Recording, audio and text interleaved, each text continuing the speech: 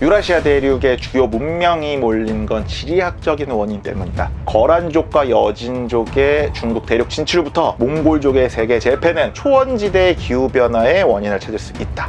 사람들이 살아온 걸 기록해온 걸 우리가 역사라고 하는데, 그 역사를 지구적으로, 우주적으로 확장해서 분석할 수 있다고 보는 주장, 관점, 어떤 그런 이론을 우리가 빅히스토리 분야라고 합니다. 최근 들어서 대중적으로도 흥행을 많이 하고 있는 분야기도 하죠. 칼 세이건의 코스모스부터 해서 제러미 다이아몬드의 총균쇠, 유발 하라리의 사피엔스 등등이 인류가 쌓은 과학적 업적을 토대로 인류의 역사를 분석을 합니다. 그럴만도 합니다. 이미 지역사적으로나 국가사적으로나 인류사적으로 19세기, 20세기까지는 다양한 분석들이 이루어졌고, 이제 과학적으로 한번 역사를 분석해보자는 게 하나의 트렌드가 된 거죠. 빅히스토리 분야의 또 다른 저작, 오리진이라는 책에 대해서 소개를 해달라는 요청이 들어왔는데, 저는 이 책을 읽은 척하는 영상을 만들고 싶더라고요. 제러미 다이아몬드의 총균쇠, 읽어보진 않으셨어도 들어는 보셨을 겁니다. 총균쇠의 주장을 한 문장으로 후려치면 인류의 문명과 역사? 결국 다 운빨이야 라고 저는 생각을 해요. 오리진은 총균쇠의 심화판입니다. 지리적인 원인? 인류 진화와 문명, 그리고 역사는 지구적인, 우주적인 움직임 때문에 만들어진 거야. 특히 이 9장의 챕터 중에 앞에 3챕터, 그러니까 1장, 2장, 3장은 인류의 진화, 문명과 관련된 이야기입니다. 지각 활동, 지질 활동 때문에 인류가 진화하고 문명이 만들어졌다?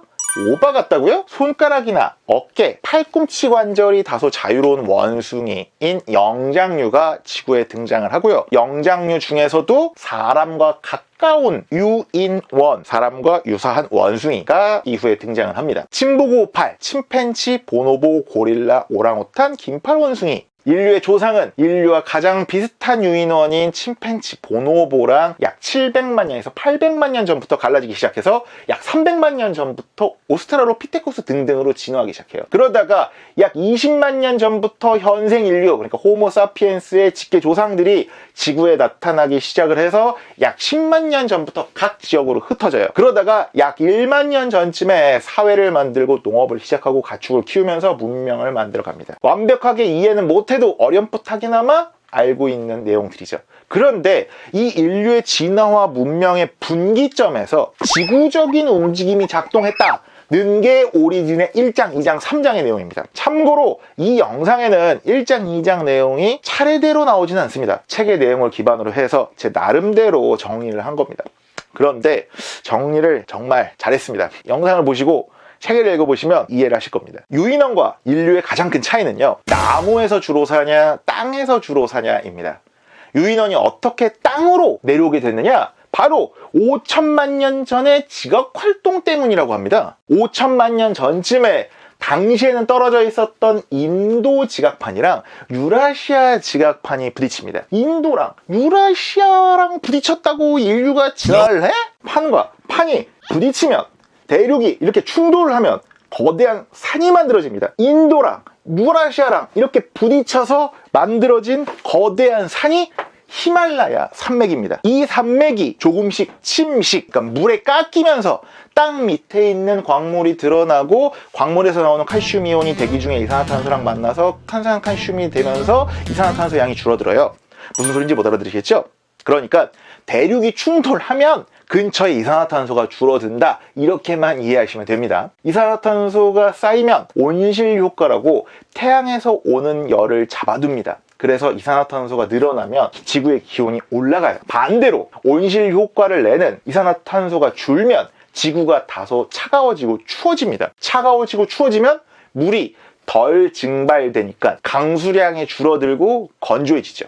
특히 인도판과 유라시아판이 부딪히면서 이 인도랑 인도양 사이에는, 그러니까 대륙과 바다 사이에 계절풍이 생깁니다. 바다와 대륙 간의 대기 흐름, 그렇게 인도 대륙과 히말라야 산맥이 대기, 그러니까 공기건, 비건 모두 다 빨아들입니다. 그러면 주변 지역은 더 건조해질 거 아닙니까?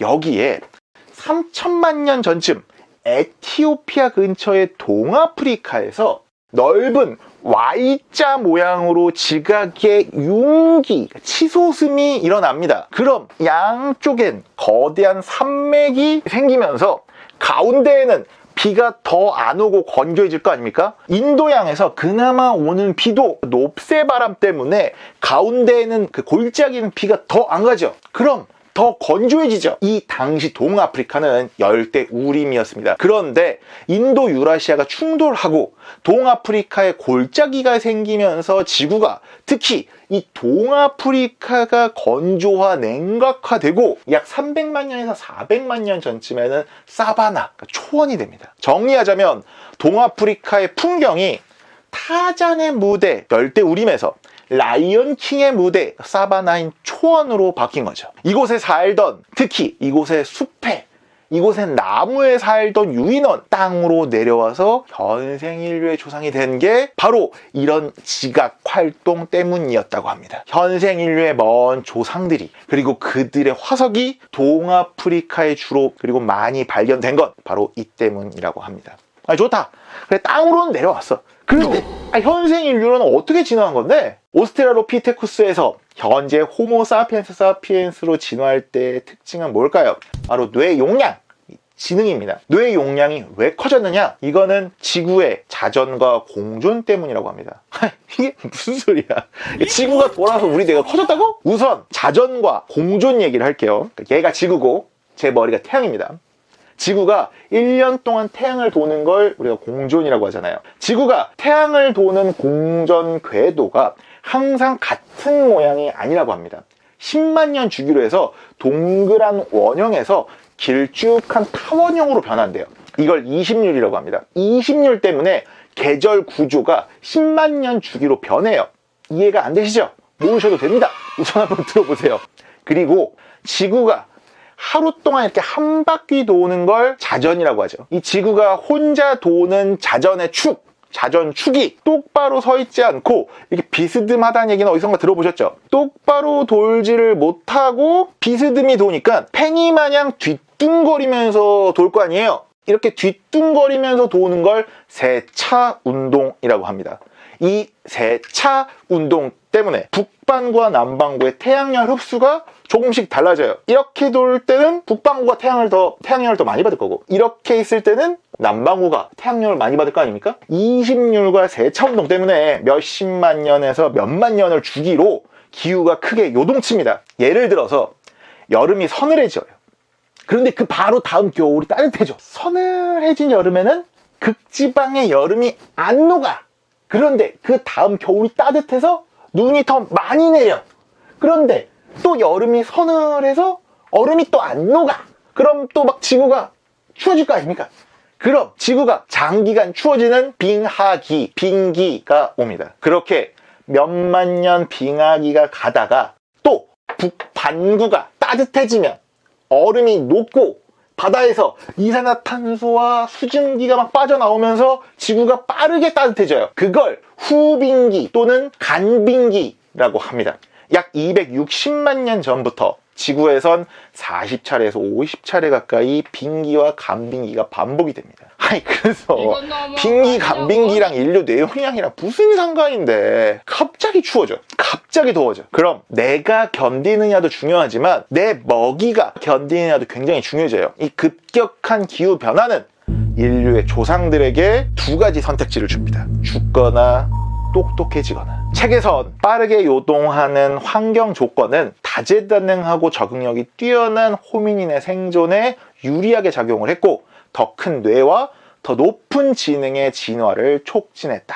실제로 극심한 기후변동이 일어난 270만 년 전쯤, 그리고 190만 년 전쯤, 그리고 110만 년 전쯤, 이렇게 세 시기는 새로운 호미닌 종이 출현하거나 멸종한 시기들과 일치하는 경향이 있다고 합니다. 그리고 이런 기후변동이 인류의 조상들이 고향인 아프리카, 특히 동아프리카에만 머물지 않고 지구 각지로 이주하게 만들었다고 해요. 그러니까 정리를 하면 지구의 자전과 공존이 빙기와 간빙기를 만들고 인류가 더 똑똑해지는 데 영향을 줬다는 거죠. 오케이.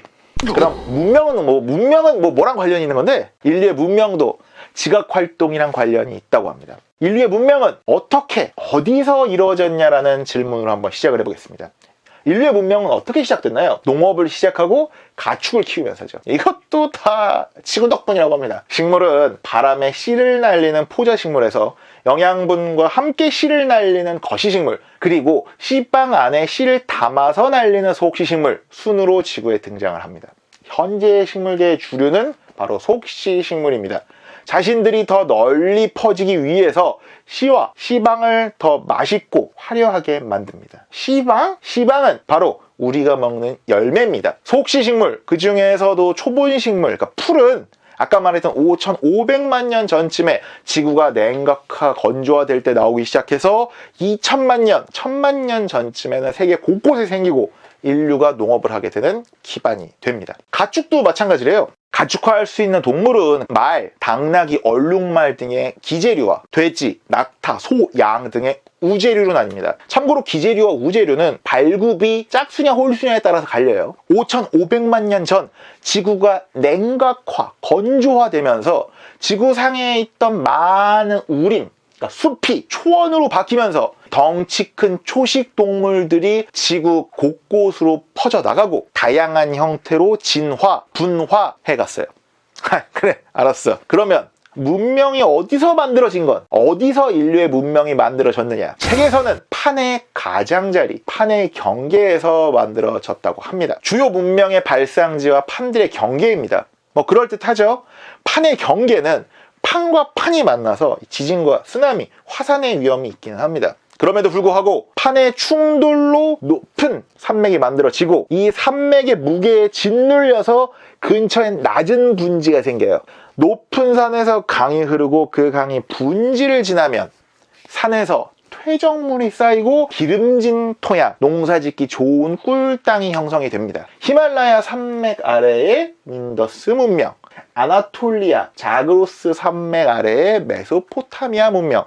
중국은 위치가 애매해 보이지만 인도판과 유라시아판이 만나면서 생긴 티베트 고원에서 그러니까 출발한 황하와 장강을 토대로 문명이 시작을 하죠. 이집트 같은 경우는 약간 예외일 수 있는데 판의 경계라고 볼 수는 없어요. 하지만 아까도 말씀드렸던 3천만 년 전에 동아프리카에서 융귀, 치솟음으로 생긴 산들에서 흘러나온 나일 강가에서 생기죠. 화산도 비옥한 토양, 화산토를 공급합니다. 그리스, 로마 등의 지중해 문명도요. 아프리카판이 지중해랑 부딪히면서 생긴 화산지형에서 나오고요. 라틴 아메리카의 문명들도 주로 화산지역, 화산토 지역에서 발생을 하죠. 그럼 왜 인류의 주요 문명이 다른 대륙도 아니고 이 유라시아 대륙에 발전을 했느냐? 총균세에서도 비슷한 내용이 나옵니다. 답은 우연한 지각활동 때문입니다. 지각활동으로 판은 쪼개지고 붙었고 합니다. 그때 유라시아 대륙은 동서로 길쭉하게 형성이 돼요. 보세요. 이렇게 길쭉하잖아요. 상대적으로 남북은 짧고 동서로 길죠. 동식물의 생존에 영향을 주는 기후와 계절은 위아래, 위아래, 바로 위도입니다. 유라시아의 한 지역에서 가축화된 동식물은요, 같은 대륙의 다른 곳에서도 가축화되기, 적응되기 쉽습니다. 그러나 남북으로 길쭉하게 생긴 아메리카에서는요, 한 지역에서 길들여진 동식물이 다른 곳에서 확산되기 힘들다고 합니다. 예를 들어 볼게요. 몸무게가 40kg 이상 나가는 대형 포유류 148종 중에 유라시아 대륙에 사는 종은 72종이고요. 그 중에 가축화한 건 13종이라고 합니다. 아메리카 대륙에서 사는 포유류는 24종, 그 중에서 야마와 알파카만 남아메리카에서 가축화가 됩니다. 심지어 이 말과 낙타의 고향은 오히려 북아메리카인데 유라시아로 건너간 애들만 살아남고 거기서 가축화가 됩니다. 그러니까 판이 어떻게 만들어지고 어떻게 짜여졌느냐에 따라서 인류의 문명과 발전도 차이가 난다는 거죠. 쉽게 설명한다고 했는데도 쉬운 내용이 아닙니다. 그런데 이 부분이 책에서는 다소 친절하지 않게 설명이 돼 있어요. 그래도 이 1, 2, 3장을 이해하면은 이 책에서 말하고자 하는 바, 이 책의 주제의식, 이 책의 세계관이 와닿기 시작하실 겁니다. 이후에는 솔직히 쭉쭉 읽어요. 특히 그 재밌는 부분은 4장, 7장, 8장입니다. 역사시대의 무대였던 바닷길을 열어준 바람을, 유라시아의 육상 교역로인 실크로드와 스텝 지역을 지구적으로 분석해주는 게 꿀잼입니다. 역사를 1도 모르는 분들에겐 솔직히 이 책을 추천드리진 않습니다. 이 책에 나와 있는 과학적인 설명도 일일이 찾아보기가 굉장히 까다롭고 어려운데, 역사를 1도 모르면 헤맬 수밖에 없습니다. 역사를 조금 아는 분들, 그리고 빅히스토리에 조금 관심이 있으신 분들, 그리고 본인의 지식이 인문사회학적으로 편향돼 있다고 생각하시는 분들께 추천드립니다. 저는 되게 재밌게 읽었어요. 반대로 이공계 출신이라서 인문사회학적 지식에 갈증이 있는 분들에게도 추천드립니다. 이리 됐건 저리 됐건 오리진, 지구는 어떻게 우리를 만들었는가를 읽기 전에, 또는 인류의 진화와 문명이 지구적 움직임 때문이라고 아는 척하기 전에 구독과 좋아요, 알림 버튼을 누르고 한 번 더 보세요. 그리고 두 번 더 보세요.